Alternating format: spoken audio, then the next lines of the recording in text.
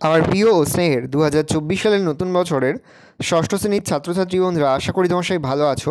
আজ আমরা যে বিষয়টি নিয়ে আলোচনা করব, ষষ্ঠ শ্রেণীর সেকেন্ড সামেটিভ অর্থাৎ দ্বিতীয় পর্যায়ক্রমিক মূল্যায়নের স্বাস্থ্য ও শারীরশিক্ষার কোশ্চেন পেপার নিয়ে। দেখো, সরাসরি স্ক্রিনে কিন্তু আমরা ষষ্ঠ শ্রেণীর সেকেন্ড সামেটিভ অর্থাৎ দ্বিতীয় পর্যায়ক্রমিক মূল্যায়নের স্বাস্থ্য ও শারীরশিক্ষার কোশ্চেন পেপারটা দেখতে পাচ্ছ। ফুল মার্কস আমাদের রয়েছে 5 আর সময় তোমাদের রয়েছে 15 মিনিট। একে দাগে রয়েছে শূন্যস্থান পূরণ করে যে কোনো তিনটি, প্রতি প্রশ্ন হাফ করে, হাফ গুণ 3 = 1.5। স্বাস্থ্য হলো অমূল্য ড্যাশ উত্তরবে সম্পদ। সুস্বাস্থ্য বলতে বোঝায় একটি ড্যাশ উত্তরবে সামগ্রিক স্বাস্থ্য। কীভাবে স্বাস্থ্যকর জীবনযাপন করা যায় সেই শিক্ষায় দান করে ড্যাশ উত্তরবে স্বাস্থ্য শিক্ষা। প্রশ্ন ড্যাশ দেহের ভারসাম্য বজায় রাখে উত্তরবে অন্তঃকরণ। প্রতিবার ড্যাশ পর দাঁত ব্রাশ করা উচিত হবে খাওয়ার পর। প্রশ্ন ড্যাশ এক প্রকার সংক্রামক ব্যাধি উত্তরবে করোনা ভাইরাস।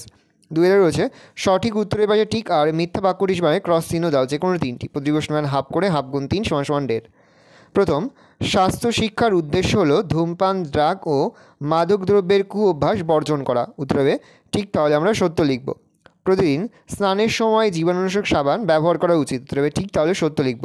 ত্বকের যত্ন নেবার জন্য নিয়মিত সকালে ঠান্ডা ও নিরাপদ জলে স্নান করা স্বাস্থ্যকর। উত্তর হবে ঠিক, তাহলে সত্য লিখব।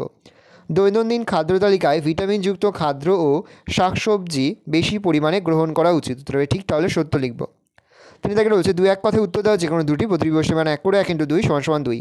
স্বাস্থ্য শিক্ষার উদ্দেশ্যগুলো কী কী? 1. স্বাস্থ্যকর সুঅভ্যাস গঠনের সহায়তা করা। 2. স্বাস্থ্য শিক্ষার জ্ঞান প্রদান করা। 3. রোগ ব্যাধির প্রতিকার ও তার সমাধান অবলম্বনে সচেতনতা গড়ে তোলা। 4. খাদ্য ও পুষ্টি বিষয়ে সচেতনতা গড়ে তোলা। 5. বিভিন্ন ইন্দ্রিয় অঙ্গের পরিচর্যা ও পরিষ্কার পরিচ্ছন্নতার বিষয়ে সচেতনতা গড়ে তোলা।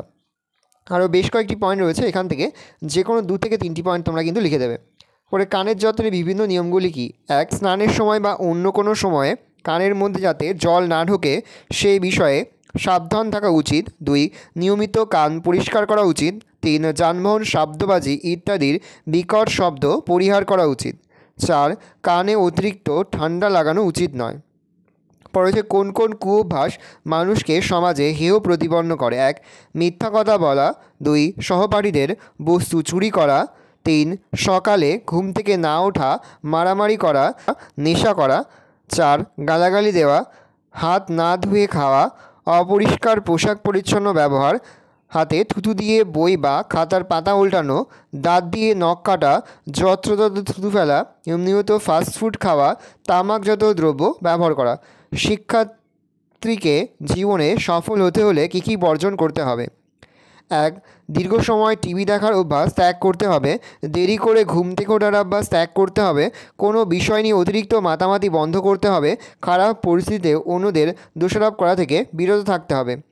5. আয় ছাড়া ব্যয় বেশি করা থেকে বিরত থাকতে হবে। সফল হওয়ার জন্য অন্যের আশায় থাকা থেকে বিরত থাকতে হবে।